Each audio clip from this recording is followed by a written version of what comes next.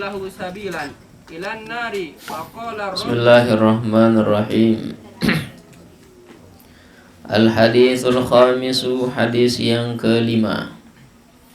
An Abi Dzarrin Al-Ghifari radhiyallahu ta'ala anhu, dari Abi Dzar Al-Ghifari, semoga Allah subhanahu wa ta'ala meridai beliau.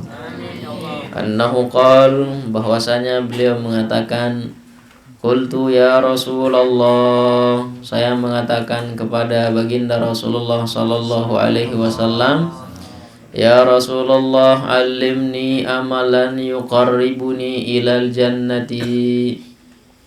Wahai Rasul, ajarkan kepadaku suatu amalan yang dapat mendekatkan aku menuju surganya Allah subhanahu wa ta'ala.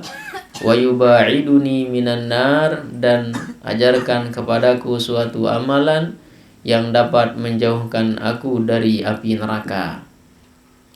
Faqala, kemudian Nabi mengatakan, idza amilta sayyi'atan, apabila engkau melakukan kejahatan, apabila engkau telah melakukan keburukan, fattabi'ha hasanatan, ya tamhuha, kemudian ikutilah dia dengan kebaikan, maka kejahatan itu dapat dihapus. Setelah melakukan kejahatan, jangan lupa berbuat baik juga. Ya, salah satu kebaikannya juga adalah dengan cara belajar. Ya, seperti ikut Ramadan berburu ke-6. Dan saya husnuzan kalau adik-adik dari bangun sampai tidur lagi tidak ada kejahatan yang Anda lakukan. Bahkan gibah saja dimtamuni gibah, ya, gara-gara harus menggunakan bahasa Arab. Nah, ya, jadi tidak ada keburukan yang Anda lakukan. Maka kalau melakukan kejahatan, maka jangan lupa iringi dengan kebaikan. Ya, itu dapat tamhuha, dapat menghapus yang namanya kejahatan. Faqala qultu, kemudian saya bertanya lagi, aminal hasanati qaulu la ilaha illallah, apakah di antara kebaikan itu bisa dikatakan mengucapkan kalimat la ilaha illallah? Qala, Nabi mengatakan, na'am, ya, hiya ahsanul hasanat, mengucapkan kalimat la ilaha illallah adalah suatu kebaikan yang terbaik. Ya, itu adalah bagian dari kebaikan. Nah, ada suatu cerita, wa ala hadza hikayatun anna rajulan kana waqifan bi Arafata. Diceritakan bahwasanya ada seorang laki-laki yang dimana orang ini sedang melakukan wukuf di padang Arafah. Wa fi yadihi sab'atu ahjarin. Kemudian pada tangan laki-laki ini yang melakukan wukuf ini ada 7 batu di tangannya. Faqala, kemudian ketika dia memegang batu itu, dia mengatakan, ishhadu anni, saksikanlah wahai batu terhadap diriku inda rabbina, di sisi Tuhan kami. Bi anni ashhadu alla ilaha illallah, katanya sambil pegang batu. Ya, dia menyuruh batu itu jadi saksinya bahwasanya tidak ada Tuhan selain Allah, wa anna Muhammadan Rasulullah. Setelah dia mengatakan begitu, kemudian dia bersandar. Panama fara'a fil manam kama yara an-naim. Kemudian ketika dia lagi bersandar, tiba-tiba dia ketiduran. Ketika dia tidur di dalam mimpinya, kama yara an-naim, sebagaimana orang yang tidur yang benar-benar menyaksikan, ya, di dalam mimpinya ada sesuatu yang terjadi. Apa itu? Ka'annal qiyamah, seperti seakan-akan akan terjadi hari kiamat. Qad qamat wa annahu husiba. Kemudian ketika itu terjadi penghisapan. Setelah terjadi penghisapan, fawajabtu lahu annar. Tiba-tiba aku, kata seorang laki-laki ini, diponis untuk masuk neraka. Nah, kemudian karena dia sudah diponis masuk neraka, fa'akhadhathu al-malaikatu. Kemudian malaikat langsung menggiringku menuju api neraka. Falamma dhahabu bihi, ketika aku pergi ke api neraka, ya, fa idza hajara min tilkal ahjari ulqiya nafsahu ala babin nar. Tiba-tiba batu yang pernah dulu mengatakan asyhadu alla ilaha illallah itu, ya, langsung, ya, menutup dirinya di pintu neraka. Ya, ketika sudah divonis untuk masuk neraka, ketika dia mau masuk neraka, langsung batu itu, ya, menutupi pintu neraka, sehingga dia tidak bisa masuk ke dalam neraka. Karena pintu itu menutupi api neraka, fajtama'atil malaikatu al-adzab ala raf'ihi. Malaikat azab semuanya berusaha untuk mengangkat batu itu. Ya, akan tetapi apa yang terjadi? Falam yutiquh. Akan tetapi para malaikat tidak mampu untuk mengangkatnya. Si berat. Padahal dulu dia, ya, di tangannya kecil sekali. Hanya mengucapkan isyhadu, ya, asyhadu alla ilaha illallah. Saksikan, ya, bahwasanya tiada Tuhan selain Allah. Apalagi kalau adik-adik setiap selesai sholat selalu berzikir la ilaha illallah, la ilaha illallah, dan seterusnya. Ya, la ilaha illallah. Gimana ceritanya itu? Nah, kemudian setelah itu, summa siqa bihi ila babil akhar. Kemudian karena pintu neraka yang satu sudah ditutup, maka kemudian para malaikat menggiringnya lagi menuju pintu neraka yang lain. Pintu neraka pertama ditutup, ya, setelah itu dia cari pintu neraka yang kedua. Apa yang terjadi juga pada pintu neraka yang kedua? Fa idza alaihi hajarun akhar min tilkal ahjar as-sab'ah. Ya, kemudian tiba-tiba tertutup lagi pada pintu yang kedua, ya, dengan batu tersebut sampai pintu yang ketujuh. Ya, ketika dia masuk melewati pintu neraka yang kedua, tiba-tiba batu itu menutupinya lagi.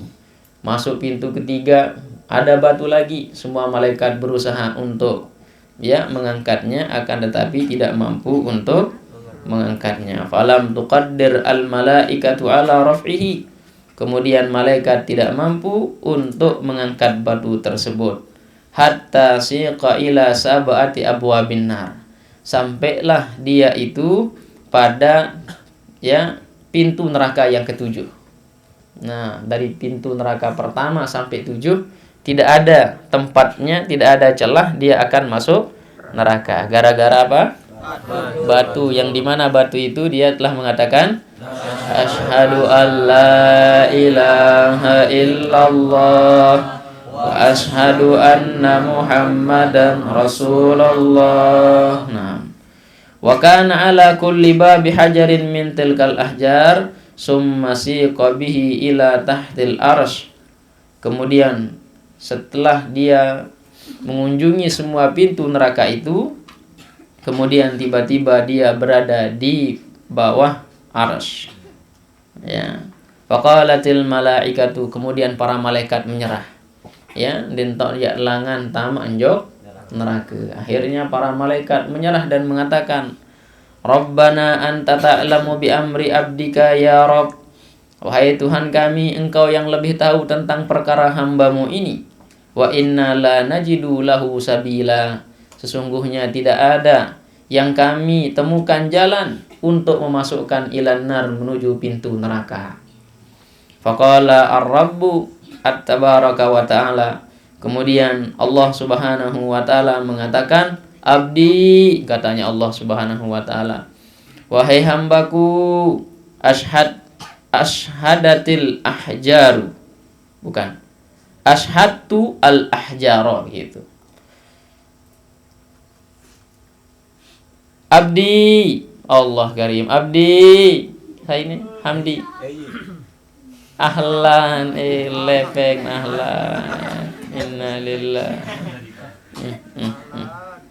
nam, ahlan, nam, inna lillah, Usman, ambil Usman, hah? Mana Usman? Oh, ini dia. Nah, di mana-mana saya temukan Usman pasti lagi makan. Nah, kecuali sekarang. Ya, bila kliwat lek pawon nonton bekelur di. Ya, sampai jam 2 saya lewat masih dia makan. La ilaha illallah. Nah, abdi. Nah, wahai hambaku, kata Allah Subhanahu wa taala, ashhadtal ahjar, engkau telah bersaksi kepada batu, falam tudiku haqqaka, kemudian ya batu itu tidak akan pernah menyia-nyiakanmu. Fakaifa udi ana haqquka, lalu bagaimana aku akan menyia-nyiakanmu? Kalau batu saja engkau memberikan saksi, kemudian batu itu menutup dirinya, menutup dirimu sehingga engkau tidak bisa masuk neraka, lalu bagaimana aku akan menyiakan hamba-hambaku yang bersaksi kepadaku, katanya. Ya, wa ana syahidun bisyahadatika, dan saya itu adalah sebagai saksi dengan sebab persaksianmu. Qala, kata Allah Subhanahu wa taala, udkhulu al-jannata, masuklah kamu ke dalam surga. Gara-gara ucapan asyhadu an la ilaha illallah wa asyhadu anna Muhammadar Rasulullah.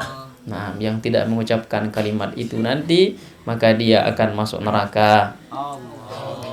Ya, gara-gara apa? Asyhadu an la ilaha illallah wa asyhadu anna Muhammadar Rasulullah.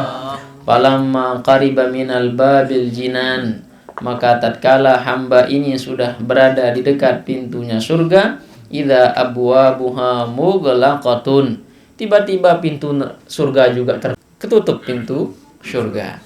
Udah ketutup pintu neraka semuanya, surga juga ketutup. Bin laik makhluk nin. Ara agak lainah maliknya. Kemudian setelah itu karena tidak bisa dibuka, fajaat syahadatu alla ilaha illallah. Tiba-tiba nanti ucapan yang kita ucapkan hari ini ya akan datang kepada kita. Nah, ya, kemudian wa futihatil abwabu kulluha, kemudian barulah pintu surga akan terbuka setelah Anda mengucapkan asyhadu an la ilaha illallah wa asyhadu anna Muhammadar Rasulullah. Makanya mafatihul jannati syahadatu an la ilaha illallah wa asyhadu anna Muhammadan. Itulah pintu surga, kuncinya. Ya, kalau sekarang kuncinya saja itu adalah kalimat tersebut, ya, yang dimana kita lagi memegang kuncinya, kemudian kita tidak masuk surga, gila kita sebenarnya adik-adik. Udah kita pegang kuncinya, tidak masuk surga. Coba yang pegang kuncinya kita. Bunda tak mau surga berembe cerita. Neraka kan lain kan? Jauh kunci surga. Ya, kok bisa seperti itu? Bisa. Kalau sekarang saja manusia bisa membuat teknologi. Ya, kuncinya bisa pakai wajah. Ya. Hanya sekedar wajah, ting langsung kebuka. Sekarang pakai sidik jari. Sidik apa? Sidik jari. Suatu saat nanti bisa dari suara. Kebuka dia. Misalnya adik-adik buatkan password di HP-nya, buat kebuka dia. Ya, dan seterusnya. Bisa jadi terjadi seperti itu. Ya. Bukan hanya sekedar pakai kunci yang dari besi, udah enggak zaman sekarang itu. Bahkan manusia sekarang membuat kunci motor itu sudah enggak pakai besi lagi, pakai remote. Cetrek, kebuka sendiri. Besok mungkin langsung jalan. Manusia tinggal tidur di motornya. Ini sudah dirancang oleh manusia sekarang adik-adik. Ya, sudah dirancang di Jepang. Ya. Dulu juga di Jepang itu kecamatan Baginyale namanya. Itu dirancang juga. Transi Kopang. Innalillah. Ya. Insyaallah luar biasa langkah canggihnya. Bahkan sekarang Cina itu adik-adik lagi berusaha untuk menghidupkan manusia. Ya. Berusaha untuk menghidupkan manusia. 9 orang yang mati ya itu lagi diteliti untuk dihidupkan, lagi berusaha untuk menghidupkannya kembali, ingin menyaingi Tuhan. Nauzubillah min mumah mate bekembe. Ya, nanti lebih indah alam kubur ketimbang dunia, adik-adik. Coba saja buktikan. Ya. Kalau alam perut saja dulu indahnya luar biasa. Sehingga kita dikeluarkan ke bumi ini, kita tidak mau ke bumi ini sebelumnya, adik-adik. Enggan kita ke bumi ini. Ya, makanya ketika kita dilahirkan dari perut ibu kita, menangis kita. Ya, saking apa? Saking tidak menerimanya sebenarnya kita hidup di bumi ini. Kenapa? Maksiat. Dulu ketika dalam perut kita sudah berjanji bahwasanya Tuhan kita adalah Allah Subhanahu wa taala. Kita siap untuk meninggal segini-segini. Ya, akan tetapi setelah itu enggan kita untuk mati. Setelah di dunia hari ini kita tidak mau lagi kembali ke perut. Ayo, siapa yang mau kembali ke perut? Tidak ada. Nah, kecuali orang yang benar-benar susah. Nah, itu yang mau nyesal hidup di dunia ini, milik tamu jog dalam tianina. Berembe-rembe nya entam ya tamu dia bos mai. Aneh. Ya. Kocet. Entam otak berembe. Kecuali otak lainnya. Alhamdulillah ya, dan seterusnya. Kan ada yang seperti itu. Ya, yang dimana dijelaskan oleh seorang guru yang mengatakan di sekolahnya surga itu berada di bawah telapak kaki ibu. Akhirnya sang murid penasaran, masa surga itu berada di bawah telapak kaki ibu? Dan gurunya semakin menjelaskan, surga itu nikmatnya luar biasa. Tidak ada kenikmatan yang akan Anda temukan kecuali di dalam surga. Penasaranlah seorang anak. Sampai-sampai dia ketika pulang sekolah dia bertanya kepada ibunya, "Ma, benarkah surga itu di bawah telapak kaki ibu?" "Benar," katanya emaknya. Akhirnya emaknya lagi tidur. Penasaran anak ini. "Saya mau cari surga di bawah telapak kaki ibu." Dore-dore naik. Ya, darat beruan surga kau nih. Setelah itu dia naik ke betis ibunya. Sama. Diraba-raba sama, ternyata ndak ada surga. Taek njok kimpung, paden tarak surga dan ya akhirnya Bun Tejo apa aja kesin Tejo, dia senyum soal. Dia nanya, "Ma, apakah ini yang namanya surga?" Sudah sak Tejo no emaan. Apa kata emaknya? "Bukan, nak, itu surga bapakmu." Dan seterusnya. Ya, belum anak kan. Ya, segera bapak doang budi surga. Iya. Ya, ndek bau sehektar surga no. Ya, hanya berapa senti. Surga dunia wal akhirah. Ya. Wa na'imuha itu. Paham tom ahlu surga? Alhamdulillah. Nah. Bela ini nih. No kan telang gara-gara semono anu. Angka aja tuh doang lain deh. Bengak kendahan nih.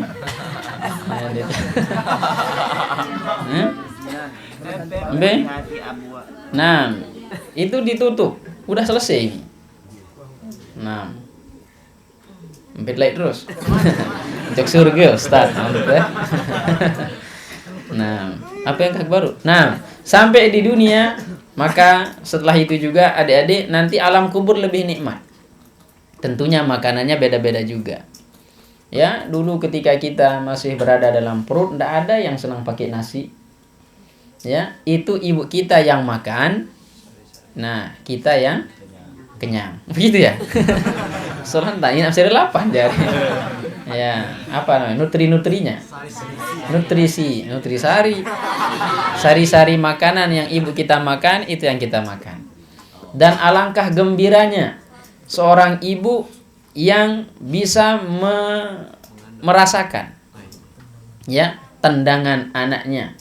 Ya, senang layak lamun arak inak temenu nendang-nendang tian kan sampai nempuh semamun. "Ayo kakak, aneh nendang nih coba." Anak mek nendang-nendang. Ya. Akhirnya karena ayahnya merasa ibunya itu dihina, maka bapak menendang perut ibu juga. Kurang ajar kan. Nah, karena merasa menendang-nendang, alangkah gembiranya seorang ibu, adik-adik, ya, kalau anaknya lagi nendang. Maka setelah dilahirkan, ternyata setelah hebat anaknya nendang-nendang, main bola, marah ibunya. Padahal dulu mereka sangat senang kalau dia punya anak nendang-nendang dalam perut. Giliran anaknya nendang-nendang, belahin kaca, padahal itu didikan dia dulu itu.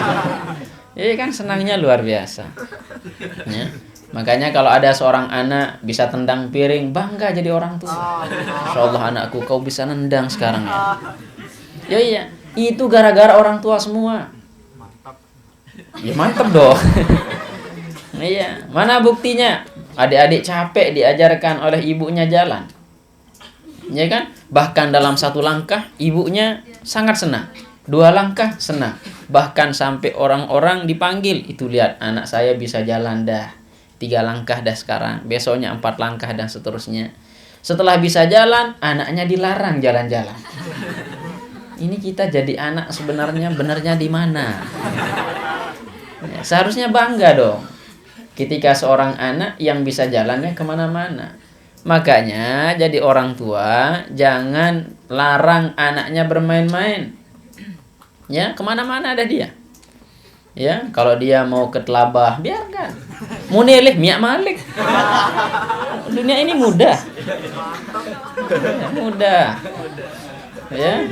Jangan sedih, semuanya akan kembali ke Allah. Cuma tunggu giliran saja. Iya, apa yang akan disedihkan? Banyak di dunia ini orang sedih. Saya juga heran kenapa kita sedih. Apa yang kita sedihkan? Gara-gara ndak ada uang. Masa gara-gara ndak ada uang kita sedih? Ayam ndak pernah dibekali dengan uang, ndak pernah sedih. Setiap hari menyuarakan suara kukur-kulugo. Ya ndak ada yang lain. Iya, ndak ada. Dan seterusnya. Apa yang harus disedihkan? Nah, jadi nikmati saja hidup ini ya dari semua. Dengan ketawa bersama. Ya. Kalau ngantuk ya tidur. Jangan tahan-tahan. Ya. Itu adalah nikmat dari Allah Subhanahu wa taala. Ya. Itu takdir. Lebih ditakdirkan lagi kalau Anda tidur dipukul. Kenapa? Itu juga takdir. Ya. Makanya nikmati saja apapun yang terjadi di dunia ini, itulah yang terbaik untuk kita. Ya. Nah, paham tuh Madet? Nah, dan seterusnya. Tinggal 1 cerita supaya cepat kita khotam dong. Minah malik. Papa hanu jak jalab ningat. Saman biar aman. Wahukia diceritakan oleh Al-Imam Az-Zahidu Sayyidul Mufti rahimahullahu taala, amin. Amin. An abihi al-Mufti rahmatullahi taala, amin. Amin. Alaihi qala. Inna Musa salawatullahi alaihi, bahwasanya dulu Nabi Musa alaihi salatu wassalam, naja rabbahu, dia meminta kepada Nabi Musa, ya Rabb, wahai Tuhanku, khalaqta khalqan, ya, engkau telah menciptakan makhluknya Allah Subhanahu wa taala. Banyak sekali makhluknya Allah, adik-adik. Lagu ieu mau doang bekelur selapun. Ya, coba si bude manok 100. Ya. Ada saja yang tidak bisa makan. Tapi kalau Allah Subhanahu wa taala semua makhluknya bisa makan. Ya, ieu belum dia jadi Tuhan. Nah, ya, Fir'aun ngaku-ngaku dia jadi Tuhan. La ilaha illallah. Ya, Fir'aun itu mengaku dirinya sebagai Tuhan dan dia adalah makhluk yang memiliki keindahan. Maka ketika dia mengatakan saya ini adalah makhluk yang paling indah, bahkan tidak pernah sakit. Itu Amaon itu. Ya, tahu Amaon? Tahu Amaon, Bambang? Dia tua. Ingat Bambang tua jaga ni sekarang dia. Ya. Nah, makanya tidak pernah sakit-sakit ini adalah keturunan Fir'aun. Makanya harus Anda sakit di RB itu juga, ya, supaya tidak jadi keturunan Fir'aun. Maka solusi yang paling tepat juga dalam supaya tidak belajar dan ngantuk untuk tidur itulah sakit. Kayaknya banyak saya temukan. Padahal onek subuh kederet. Ya main game main dah. Ya cengi-cengi doang. Diminkah ngebang subuh langsung kembali sakit Ustaz. Solusi tidur di RB itu. Kebeng solusi ini. Ya, kalau Anda mau aman tidur, menyerak pinang. Saya tak main dah pinang kan? Kecuali Allah Subhanahu wa taala. Saya boleh engkau bohongi, tapi Allah tidak bisa engkau bohongi. Amin. Innalillahi. Ini sugul Muhammad. Ini lemah dua Muhammad. Ngaji dalam Muhammad. Keluar Muhammad ke sana. Innalillahi. Ke sana. Ya, nanti ada ujian kitab Mawaiz soalnya adik-adik. Ya, ada ujian kitab Mawaiz dari hadis pertama sampai hadis ke-40. Itu harus bisa diartikan. Ya, Anda bisa diartikan, maka nanti Anda di smackdown nanti. Nah, garis kecot, semeton. Kemudian selanjutnya warazaqaka, kemudian ya, engkau juga memberikan rizki kepada makhlukmu ya Allah. Summa taj'aluhum yaumal qiyamati fi narika. Kemudian setelah itu, padahal engkau yang ciptakan mereka, kemudian engkau yang memberikan rizki kepada mereka, kemudian engkau yang memberikan tempat kepada mereka, kemudian kok engkau jadikan mereka masuk ke dalam neraka pada hari kiamat. Apa sih maksud lo ya Allah? Ya, astagfirullahaladzim, pada noh kenen kaca anta. Ya, apa artinya anta? Kamu. Bahasa gaulnya lo. Boleh enggak? Boleh dong. Ya, sama paling tauhid tuh. Di menu kamu, astagfirullahaladzim, Ustaz. Mantap. Ya, sama seperti kirdun, itu artinya monyet. Kalau bilang kirdun tidak dapat dosa. Ya, kalau bilang monyet dapat dosa sedikit lah. Godek. Nah, ini langsung istighfar wa maluk nih selaku. Subhanallahilazim Ustaz. Ya. Paham tam seman? Kederek lalun sebutan sementon.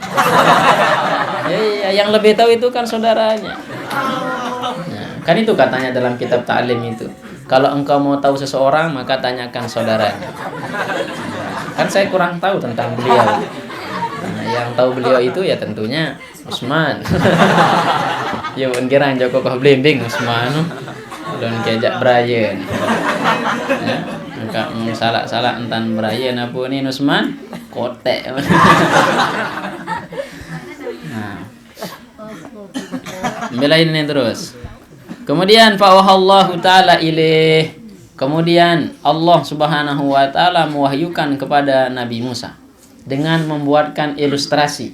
Tadi katanya engkau yang memberikan dia makan, engkau yang memberikan dia nikmat, engkau yang memberikan tempat tinggal, kok engkau masukkan ke dalam neraka ya Allah? Itu kata Nabi. Kemudian Allah mewahyukan kepada Nabi Musa, ya Musa, wahai Musa, berdiri wahai Musa. Kemudian fazra' zar'an. Kemudian coba engkau bercocok tanam. Ya, kemudian Bapak Hanu ya Usman jelap. Kemudian engkau bercocok tanam. Apa dah yang dicocok tanamkan? Jagung atau tolang kedelai, tolang komak, tolang bokor dan seterusnya. Kemudian setelah itu fazara'ahu. Kemudian Nabi Musa alaihi salatu wasalam menanam jagung, ya, menanam padi. Kita ilustrasikan padi sajalah. Ya, Nabi Musa diperintahkan fazra' padi ya Musa. Ya, tanamlah padi. Kemudian Nabi Musa melaksanakan perintah Allah dengan menanam padi tersebut. Wasaqahu. Kemudian Nabi Musa alaihi salatu wasalam menyiramnya. memberikan dia air. Wa qama alaihi, kemudian Nabi Musa alaihi salatu wasalam menjaganya. Nabi Musa alaihi salatu wasalam memperhatikan tanaman itu hatta hasadahu, sehingga tanaman itu ya bisa dia panen. Kemudian ketika itu faqala lahu, kemudian Allah Subhanahu wa taala mengatakan kepada Nabi Musa, "Ma fa'alta bizar'ika ya Musa?" Apa yang akan engkau perbuat terhadap tanamanmu yang sudah engkau panen itu, wahai Musa? Qala rafa'tuhu. Oh, tentunya aku akan mengambilnya. Qala Allah taala, kemudian Allah mengatakan, "Fama tarakta minhu syai'an?"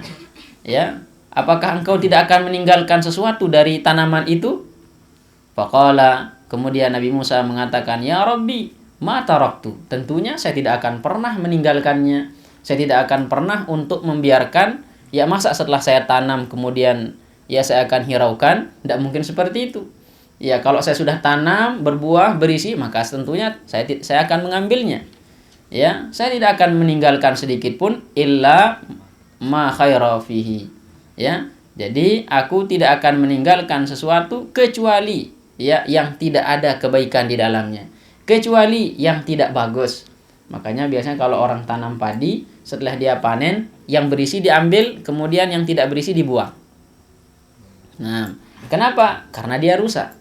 Adik-adik panen jagung, tentunya yang bagus Anda ambil, yang rusak Anda buang. Apapun itu. Maka qala Allah taala, Allah mengatakan, "Ya Musa, fa inni adkhalan nar man la khaira fihi." Kemudian Allah mengatakan, "Wahai Musa, maka sesungguhnya aku juga begitu. Aku akan memasukkan orang ke dalam surga, aku akan memasukkan orang ke dalam neraka yang tidak ada kebaikan di dalamnya." Sebagaimana yang tadi itu juga. Maka yang tidak ada kebaikannya di dunia ini, tentunya sudah tentu dia akan masuk neraka. Wa qala Musa, "Man huwa?" Siapakah orang yang tidak punya kebaikan itu ya Allah? Qala huwallazi apa ini? Istankafa yastankif. Nah, huwallazi yastanqifu. Kemudian Allah mengatakan, dialah Allah siapakah dia? Dia adalah orang-orang yang merasa cukup ayyakula la ilaha illallah, yaitu dengan mengatakan la ilaha illallah Muhammadur Rasulullah. Nah, itulah orang-orang yang memiliki kebaikan di dalamnya. Makanya yang penting sudah mengucapkan kalimat la ilaha illallah, ya seburuk apapun orang, tentunya nanti ada nur ucapan kalimat la ilaha illallah itu yang akan memasukkan dia masuk ke dalam surga, sekalipun dia sudah lama di dalam neraka. Ya, yang tidak akan pernah masuk surga itu ya adalah orang-orang yang tidak pernah mengucapkan kalimat ini. Ya, maka kita ucapkan bareng-bareng, asyhadu an la ilaha illallah wa asyhadu anna Muhammadar Rasulullah. Ya, hanya Allah Subhanahu wa taala ya yang harus ada di dalam hati kita. Ya, tidak boleh ada yang lain. Allahul kafi Rabbunal kafi qasadanal kafi wajadanal kafi likulil kafi kafanal kafi wa ni'mal kafi alhamdulillah. Allahul kafi Rabbunal kafi qasadanal kafi wajadanal kafi likulil kafi kafanal kafi wa ni'mal kafi alhamdulillah. Nah, kita akhiri ya dengan Al-Fatihah. Al-Fatihah.